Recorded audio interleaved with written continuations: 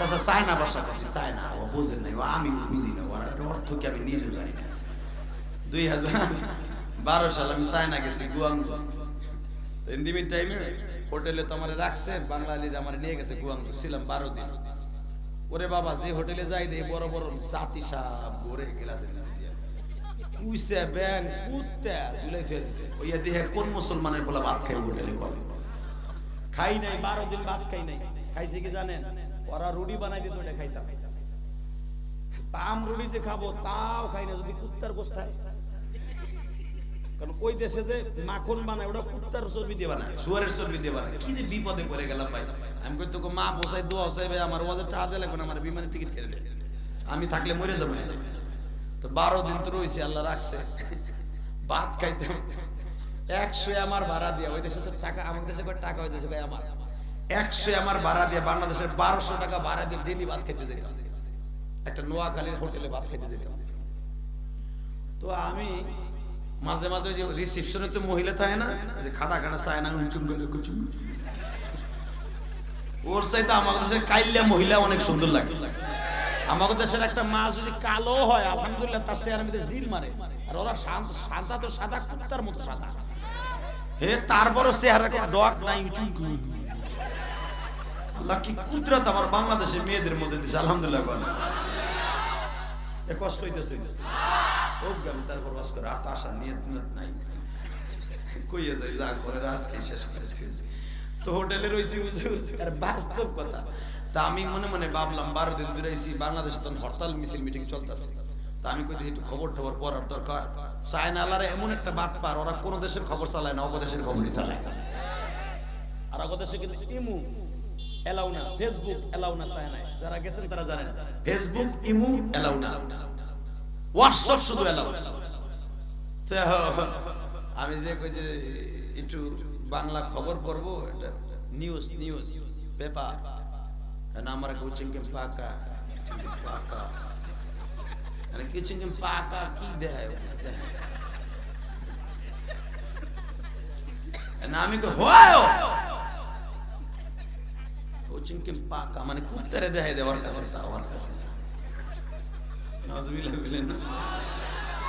তা না, আমি কইলাম যে আমি বাঙালি একটা হোটেল আল্লাহ পাইছে ভাই, ওই কয় কি, ওই মাতারি কয় কি, কয় কুত্তার কাছে সব পাবেন। ওই 11 তলা পুরা হোটেলটা কুত্তা এলে, একটা খাদেম, এটার নাম কুত্তা, নাম হলো টমাস। নাম কি? টমাস হচ্ছে একটু বাঁকা, ও জানে কি কইয়া দিল, মনে মনে করে করে একটা বাংলা পেপার আমার তালায় দিয়েছে 4টা। আমি কে, আরে টমাস রে, তোর এমন পরিশিক্ষণ দিয়েছে, কোনটা চায়না পেপার আর কোনটা ইংরেজি পেপার, বাংলা সবই তুই চিনোস। আইলাম বাংলাদেশ, কয়দিন পরই রোজা।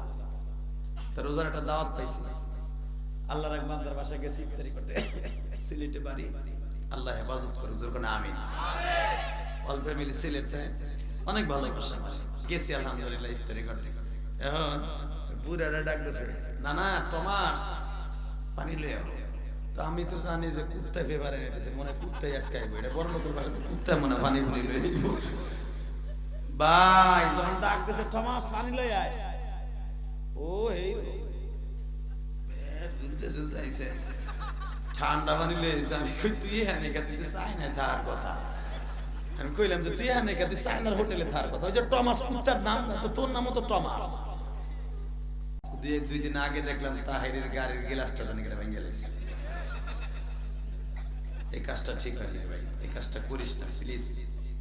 সে যে মাস্তাকিরে হোক, আলেম তো একজন আলেম কত কষ্ট করে একটা প্রোগ্রামে যায়, কম বেশি হতে পারে, একজন আলেমের অন্যায় হতে পারে, এইভাবে তার গাড়ির হেডলাইটটা ভেঙে দিবি, আল্লাহ যদি তোর গিরাটা ভেঙে দেয়। কারণ সে যেই হোক, মুসাফিরের দোয়া ডাইরেক্ট কবুল হয়। কথা বলেন না কেন? কষ্ট পাই, সমস্ত শুনলে কষ্ট পাই। আলেম ওলামা এই কুয়াশার মধ্যে ওয়াজ আসে, বাবা কত গাড়ি অ্যাক্সিডেন্ট করে, তাই না? দোয়া করেন আলেমদের জন্য। কেমন আল্লাহ আমাদের সবাইকে মাফ করে দেন। গত বছর আপনারা জানেন শাহিদুল ইসলাম আসাদ সাহেবের গাড়ি পথের মধ্যে গুন্ডারা দৌড়া গাড়িটাও ভাঙলো, টাকাগুলো ভাঙলো। এই জন্য আপনাকে সরাল কিন্তু আমি ওয়াজ দিই না। চিংকিম পাকা চিং চিং চিং চিং চিং, এখানে কিং চিংলা কাপাল্লা চিং ক্যান ক্যান।